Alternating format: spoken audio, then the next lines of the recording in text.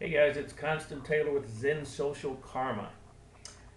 As you guys know, I my company manages social media and we do business consulting. And within social media, I have an opportunity to speak with some very influential people and some people who've done some really great things. Last year, I had an opportunity to interview the legendary Tom Hopkins, and if you don't know who he is, just Google him, on YouTube. But the guy has helped literally millions and millions of people improve their sales effectiveness. So I want to show you guys the video or play the video for you guys.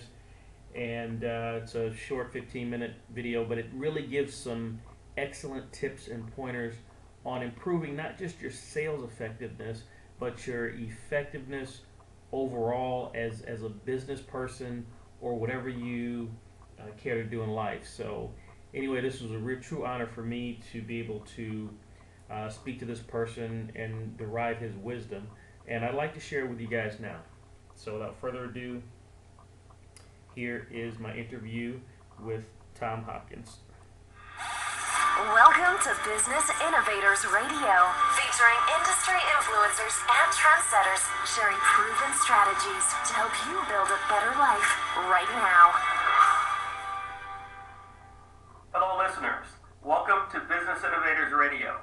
This is your host, Constant Taylor. Today, we have a very special guest on the show, and they're going to share some very exciting information with us. So, if you're looking to increase your personal and professional effectiveness in the area of sales, then you've come to the right place. Our special guest today is the legendary Tom Hopkins. Tom has been speaking professionally for over 40 years. The primary content that he speaks on is closing a sale, sales, sales leadership, and becoming a better salesperson. Tom has spoken both nationally and internationally and is based out of Scottsdale, Arizona. Tom has written 18 books, including his newest called When Buyers Say No. Tom, it is a sincere privilege and a pleasure to have you on the show.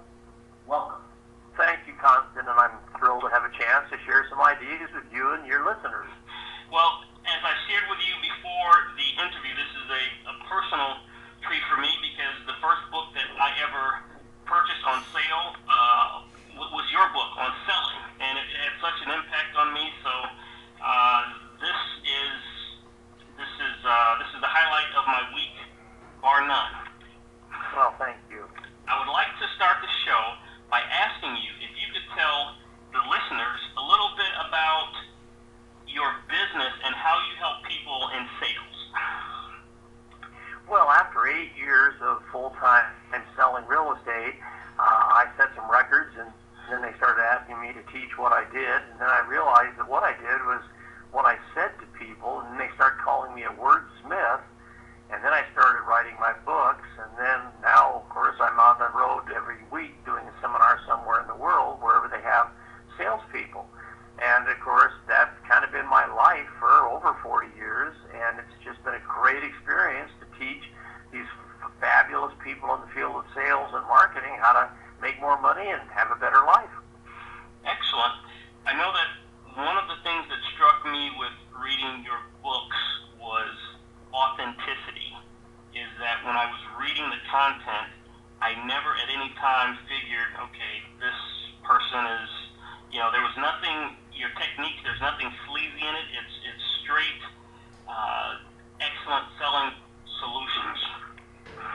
Well, thank you. I really tried, Constant, to always make that a critical part of anything I did, where it couldn't come across as if it's a gimmick, it's sleazy, it's high pressure, it's aggressive, because I really found over the years I didn't sell like that to set records in sales, so I sure couldn't teach people to do anything like that. So thank you for that input. And yes, absolutely. Now, how do you go about engaging and assisting people who, outside of the book, if you're in a one-on-one or if you're doing seminars, what principles, what techniques do you use to help them in closing the sale?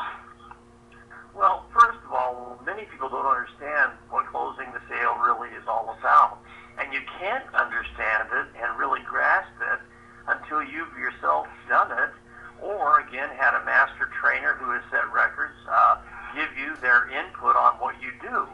And the closing of the sale, many people feel it goes at the end of a presentation. And my humble opinion is that from the moment you meet a person, the closing of the sale is beginning, as to bringing down their defense barriers, as to asking them enough questions to where they relax and are comfortable with you, then letting you, of course, present or demonstrate your product or service. And then, of course, minor closes, which are getting what we call minor yeses or little agreement. And then, of course, it just builds momentum till the end result is they're thrilled with the exchange of their money for the benefits of the product or service you offer. Okay. I was watching a video of you recently, and you talked about the D's that were important in being successful in sales. Most people think that it's one D, but it's actually another D. Could you discuss that? Well, that's right on, Constant, because for years when I was a new trainer, I used to say the biggest D necessary for success is burning desire. You must have the desire. And I taught that, and then all of a sudden, I started analyzing people who I had either trained or knew of in sales, and I came to the realization that it is a D word, but it's not the word desire, it's the word discipline. Because my experience taught me that if a person has a burning desire but doesn't have the disciplines of business, the disciplines of success, they won't do the things necessary to get the things they desire. So the real D word is discipline yourself to do the things necessary to achieve your short-term and long-term goals, both financially, emotionally, physically, and spiritually. That makes a lot of sense. I know that the people that I have studied, the rock stars, they do a lot of things that are not very exciting. They're actually very boring and tedious. But that discipline, taking the discipline to do those monotonous things day in and day out, a lot of them the same way, almost mechanically, is what I have discovered with successful people to manifest. What do you think about that? Well, I couldn't agree more. I don't care who the person is. Tiger Woods, for example, when he comes out to our course, he hits more balls on the practice tee than all of us that aren't decent golfers. And here again, he'll stand there 4 or 5 hours and hit golf balls where here's number one or usually number one in the world doing more practice to do his job better. And so there's an example of the people that are the most successful do the things that most other people won't do. Now, when you saying that you want this, like it's like desire. People say, oh, I desire to be a 7-figure earner in sales, and then actually having the discipline is something else. Having the discipline to having the desire to have the discipline and actually having the discipline is actually two different things. Also, how does someone develop discipline that does not have it? Well, this is not easy because if a person has not been disciplined, in a way I had a very strong upbringing as far as my father. Then my managers that I went to work for in real estate were strong leaders. And it's hard to become a strong leader if you haven't had one to emulate. So that's one reason I teach people. Constant, and one of the keys is to find mentors, people who have walked the path of success. Then you have to emulate and do the things they do.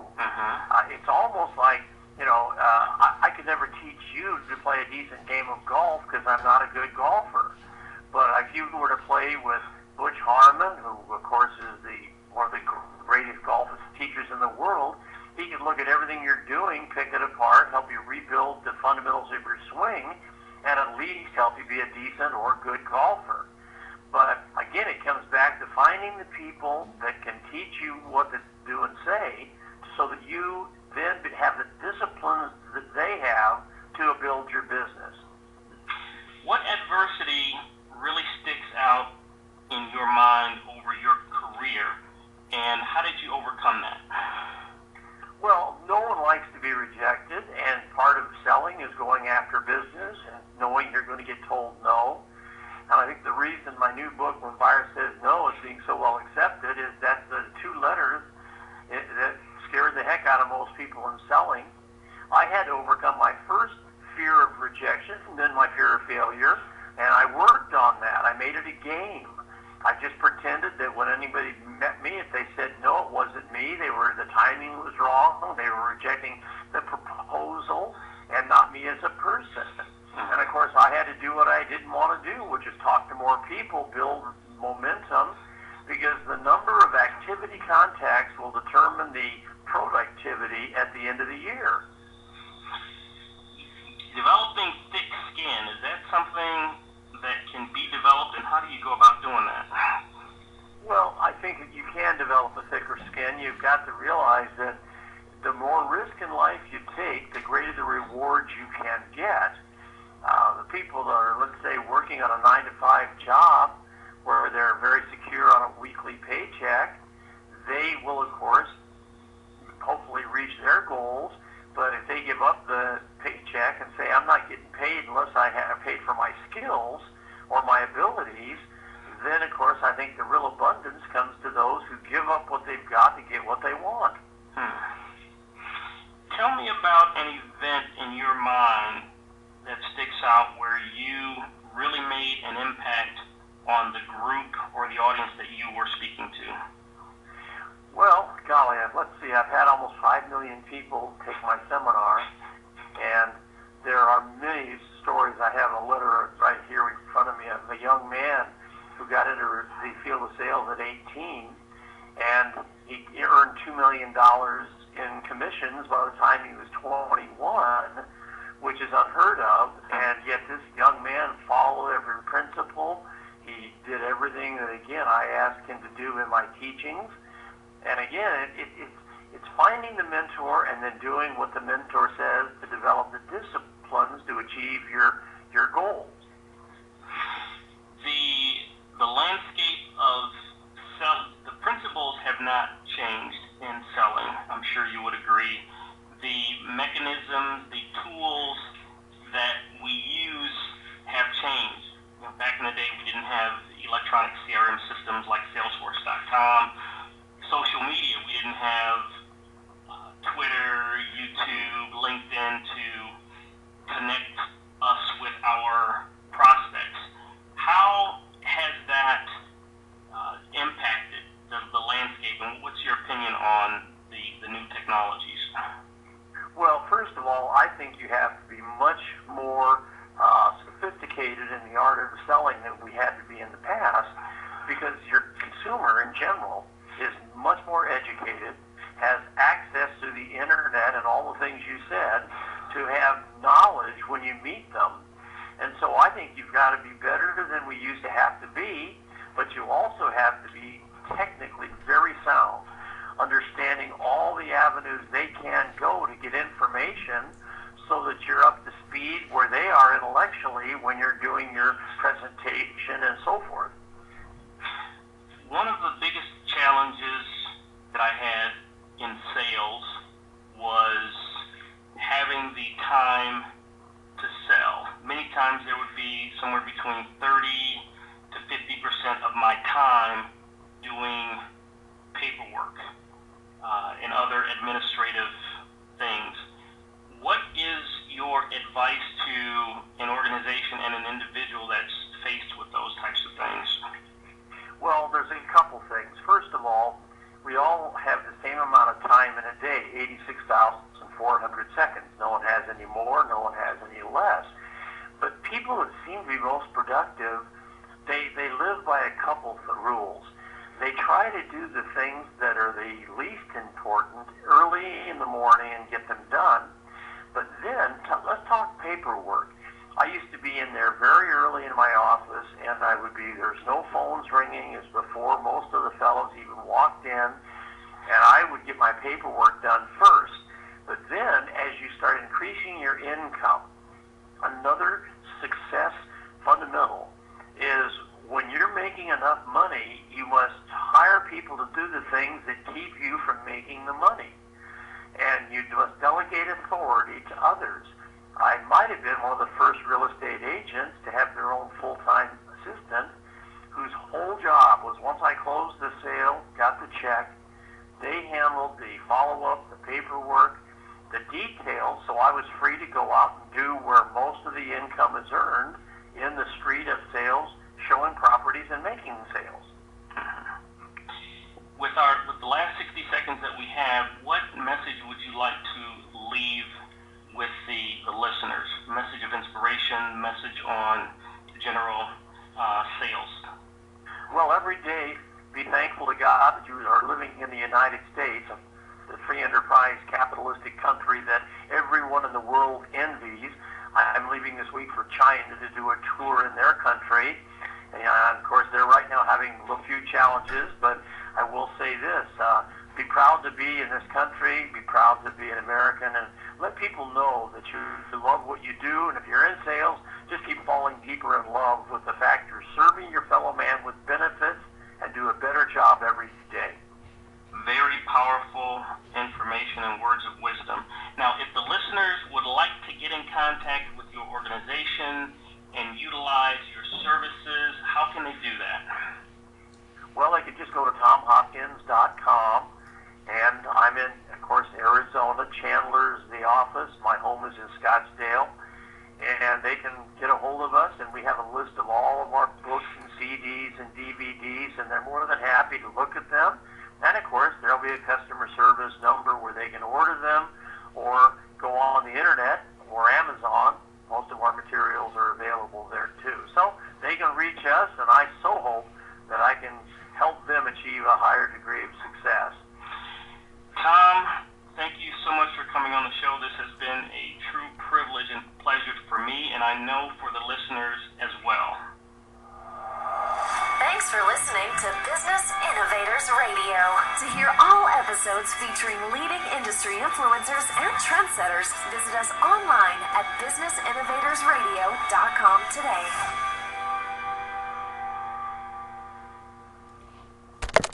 So that's it, guys. It was a very powerful interview, and I hope you guys got some of the pearls of wisdom that he imparted during that interview. Very great guy, not just a great salesperson, but just you can tell that he's just a genuinely good person. So it was really fulfilling for me to have the opportunity to connect with him. Thanks a lot, guys.